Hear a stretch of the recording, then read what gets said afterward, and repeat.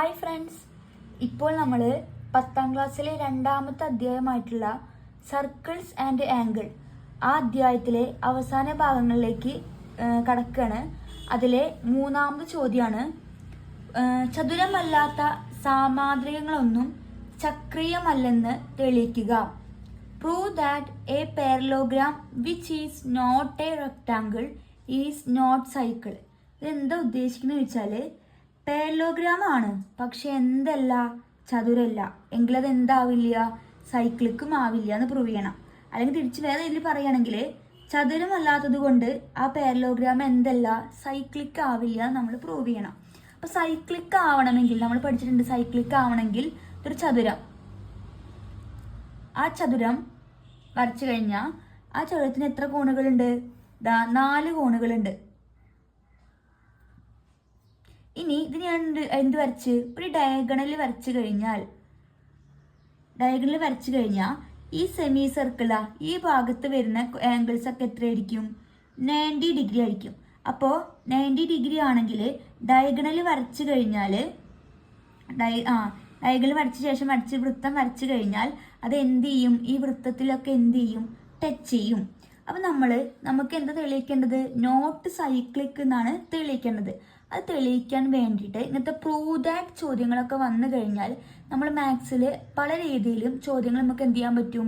Answer ചെയ്യാൻ വേണ്ടിയിട്ട് പറ്റും. അത് ആൻസർ ചെയ്യാൻ വേണ്ടി നമ്മളിപ്പോൾ ഉപയോഗിക്കുന്ന മെത്തേഡാണ് കോൺട്രഡിക്ഷൻ മെത്തേഡ്. നമ്മൾ പറഞ്ഞ കാര്യം അല്ലാന്ന് അസ്യൂം ചെയ്തിട്ട് പ്രൂവ് ചെയ്യും. നമ്മൾ എന്താണ് നമുക്ക് പ്രൂവ് ചെയ്യേണ്ടത്, അതിൻ്റെ ഓപ്പോസിറ്റ് അസ്യൂം ചെയ്തിട്ട് കോൺട്രഡിക്ഷൻ മെത്തേഡിൽ എന്ത് ചെയ്യണത്? പ്രൂവ് ചെയ്യുന്ന രീതിയാണ് ഏത് കോൺട്രഡിക്ഷൻ മെത്തേഡ് എന്ന് പറഞ്ഞാൽ. അപ്പോൾ ആദ്യം നമ്മൾ എന്ത് ചെയ്യുക, ഇതിനെ ABCD എന്ന പേര് കൊടുത്ത് അത് നമ്മൾ എടുക്കുക. ABCD എന്ന് പറഞ്ഞ ക്വസ്റ്റ്യനിൽ പറഞ്ഞിട്ടുണ്ട് നോൺ റെക്ടാങ്കിൾ പാരലോഗ്രാം ആണെന്ന് കൺസിഡർ ചെയ്യുക. അപ്പോൾ assume ABCD non rectangular parallelogram.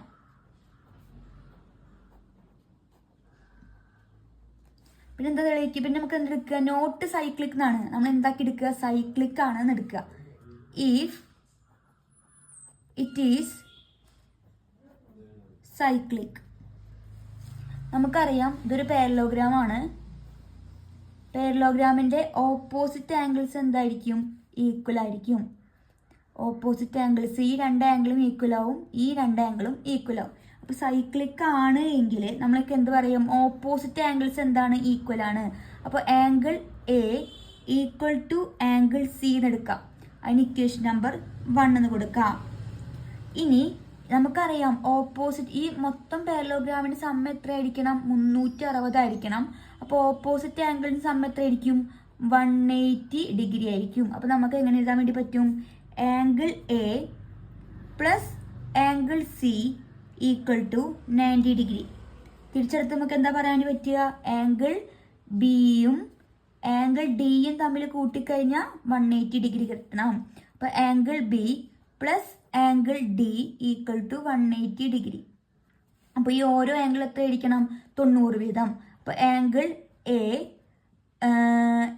A equal to, ഇവിടെ പ്ലസ് അല്ല ഈക്വൽ ആണ്, angle A equal to angle C equal to 90 degree കിട്ടി. അതേപോലെ നമുക്ക് പറയാം angle B equal to angle D equal to 90 degree. ഈ ആംഗിളും ഈ ആംഗിളും എത്ര ആവണം? 90 ഡിഗ്രി വീതമാണ് ആവണം. ആ 90 ഡിഗ്രി ആണെങ്കിൽ ഇതെന്തായിരിക്കും? ഈ ഓരോ ആംഗിളും 90 ഡിഗ്രി. അപ്പോൾ ഇതെന്തായി? ചതുരാണെന്ന് പറയാൻ വേണ്ടി പറ്റും. നമുക്ക് എഴുതാം ABCD is A rectangle. ABCD ഒരു ചതുരമാണ്. നമുക്ക് ABCD ഒരു ചതുരാവുമോ? ഇല്ല. ഇപ്പൊ കിട്ടിയതാണ് നമ്മൾ കോൺട്രഡിക്ഷൻ മെത്തേഡ് ഉപയോഗിച്ചിട്ട്. നമുക്ക് പറയാം ABCD എന്താണ്? ക്വസ്റ്റ്യൻ നമ്മൾ എടുത്തിറക്കണത് എന്താ? ABCD എന്ന് പറഞ്ഞാൽ ഒരു non rectangular ABCD is A non rectangular parallelogram. ഇത് നമ്മുടെ അസ്യൂം ചെയ്തിരുന്നു നമ്മൾ അല്ലേ? ഇത് നമ്മൾ അസ്യൂം ചെയ്തിരുന്ന് നമുക്ക് എന്താ ഇപ്പോൾ കിട്ടിയത്? ABCD എന്ന് പറഞ്ഞാൽ നോൺ റെക്ടാങ്കുലർ പാരലോഗ്രാം ആണ്. ഇതെന്തല്ല, ABCD എന്തായിരിക്കില്ല? റെക്ടാങ്കിൾ ആയിരിക്കില്ല. അപ്പോൾ നമുക്ക് എഴുതാൻ വേണ്ടി പറ്റി. അപ്പോൾ ABCD is A non rectangular parallelogram എന്നായിരുന്നു നമ്മുടെ അസംഷൻ ഉണ്ടായിരുന്നത്. അപ്പോൾ നമ്മൾ അസ്യൂം ചെയ്ത് എന്ത് ചെയ്ത്? തെറ്റി. അപ്പോൾ because our incorrect assumption it is a contradiction, it is cyclic. അപ്പോൾ നമുക്ക് അവസാനം എഴുതാം ABCD must be a rectangle, otherwise it is not cyclic. ഇതാണ് മൂന്നാം ചോദ്യത്തിൻ്റെ ഉത്തരം.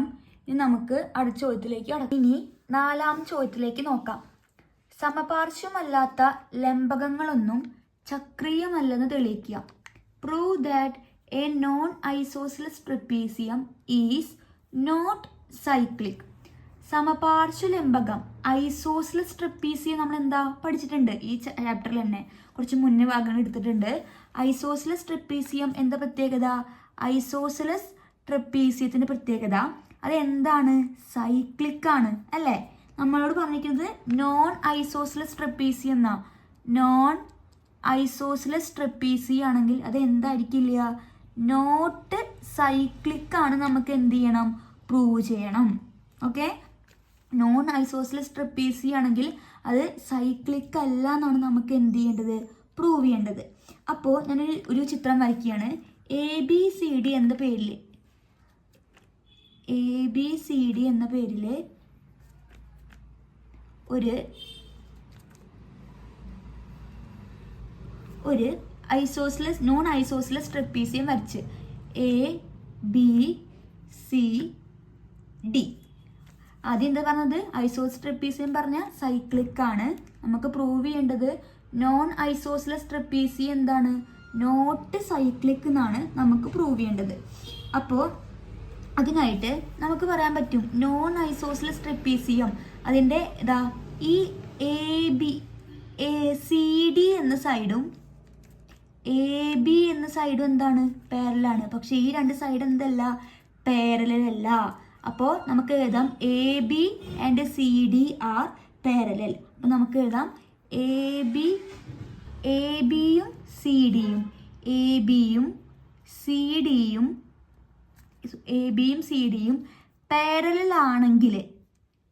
പാരലലാണെങ്കിൽ നമുക്ക് എന്ത് പറയാൻ വേണ്ടി പറ്റും? ഈ രണ്ട് ആംഗിളും, രണ്ട് ലൈന് പാരലലാണെങ്കിൽ അതിൽ മുറിച്ചുണ്ടാക്കുന്ന ഒരു ആംഗിൾ, ഈ രണ്ട് ആംഗിളും എന്താണ്? ഈ രണ്ട് ആംഗിളിനെ പറയുന്ന പേരാണ് co interior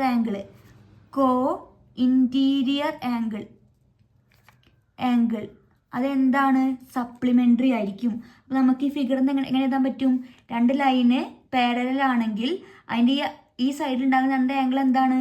co interior angle supplementary ആയിരിക്കും. അതായത് 180 ഡിഗ്രി ആയിരിക്കും. അപ്പോൾ നമുക്ക് എഴുതാം angle A plus angle D equal to 180 degree. കാരണം എന്താണ്? ABയും CDയും എന്താണ്? പാരലലാണ്. അതേപോലെ ഈ രണ്ട് സൈഡ് സപ്ലിമെൻ്ററി ആണെങ്കിൽ ഈ രണ്ട് ആംഗിൾ എന്ത് തന്നെ ആയിരിക്കും? സപ്ലിമെൻ്ററി ആയിരിക്കും. അപ്പോൾ നമുക്ക് എഴുതാം angle B plus angle C equal to 180 degree. പക്ഷേ ആംഗിൾ Dയും ആംഗിൾ Cയും എന്തായിരിക്കില്ല? ഈക്വൽ ആയിരിക്കില്ല. ആംഗിൾ Dയും ആംഗിൾ Cയും ഈക്വൽ ആയിരിക്കില്ല. Angle D not equal to angle C. Angle D not equal to angle C. കാരണം ഇതെന്താണ്? നോൺ ഐസോസിലസ് ട്രപ്പീസിയാണ്. ആംഗിൾ Dയും ആംഗിൾ Cയും ഈക്വൽ ആയിരിക്കില്ല. കാരണം ഇത് നോൺ ഐസോസിലസ് ട്രപ്പീസി ആയതുകൊണ്ട്. നമുക്ക് എഴുതാം, നമുക്കറിയാം ആംഗിൾ Aയും ആംഗിൾ Dയും തമ്മിൽ കൂട്ടിക്കഴിഞ്ഞാൽ 180 ഡിഗ്രിയാണ്. അതേപോലെ ആംഗിൾ Aയും അതേപോലെ ആംഗിൾ Dയുടെ പകരം ആംഗിൾ C കൊടുത്തു കഴിഞ്ഞാൽ എന്തായിരിക്കില്ല? 1 not equal to 180 degree. Angle D not equal to angle C ആണ്. അപ്പോൾ ആംഗിൾ Dയുടെ പകരം ആംഗിൾ C കൊടുത്താൽ ആംഗിൾ Dയുടെ പകരം എന്ത് കൊടുക്കുക? ആംഗിൾ C കൊടുത്ത് നമുക്ക് എന്ത് കിട്ടില്ല? 180 ഡിഗ്രി കിട്ടില്ല. ആംഗിൾ Aയും ആംഗിൾ സിയും തമ്മിൽ 180 ഡിഗ്രി കിട്ടാത്ത കാരണം തന്നെ ഓപ്പോസിറ്റ് ആംഗിൾ ഇതാണ് opposite angle angle A and angle C. Angle എയും ആംഗിൾ സിയും നമുക്ക് എന്തല്ല 180 ഡിഗ്രി അല്ല എന്നാണ് കിട്ടിയത്. അതായത് ഓപ്പോസിറ്റ് ആംഗിൾസ് എന്തല്ല സപ്ലിമെൻ്ററി അല്ല. ഓപ്പോസിറ്റ് ആംഗിൾസിന് സമ്മ് 180 അല്ല. അപ്പോൾ അത് എന്തായിരിക്കില്ല, നോട്ട് സൈക്ലിക് ആയിരിക്കും. ഓപ്പോസിറ്റ് ആംഗിൾസിന് സമ്മ് 180 ആണെങ്കിലാണ് ഇത് എന്തായി മാറുക, സൈക്ലിക് ആയിരിക്കും മാറുക. നമുക്ക് എന്തല്ല എന്നാണ് കിട്ടിയത്, സൈക്ലിക് അല്ല എന്നാണ് കിട്ടിയത്. അപ്പോൾ നമുക്ക് എഴുതാം ഓപ്പോസിറ്റ് ആംഗിൾസ്